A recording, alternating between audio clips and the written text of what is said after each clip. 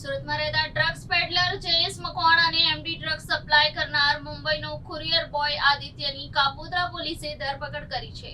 Mobile લે વેચ કરતા કામરેજના યુવકને ₹2.30 લાખનું મેફેડોન ડ્રગ્સ આપનારા વોન્ટેડ આરોપીને કાપોદ્રા પોલીસ દ્વારા મુંબઈથી દબોચી લેવામાં આવ્યો છે. કાપોદ્રા પોલીસના સૂત્રો દ્વારા પ્રાપ્ત થતી વિગત મુજબ તારીખ 3 જુલાઈના રોજ કાપોદ્રા પોલીસ દ્વારા ₹2.30 લાખના મેફેડ્રોન ડ્રગ્સ સાથે આરોપી જયેશ મકવાણાને ઝડપી પાડવામાં આવ્યો હતો. તેના વિરુદ્ધ એનડીપીએસ એક્ટ હેઠળ ગુનો નોંધી તેને ડ્રગ્સનો જથ્થો આપનારને વોન્ટેડ જાહેર કરવામાં આવ્યો હતો.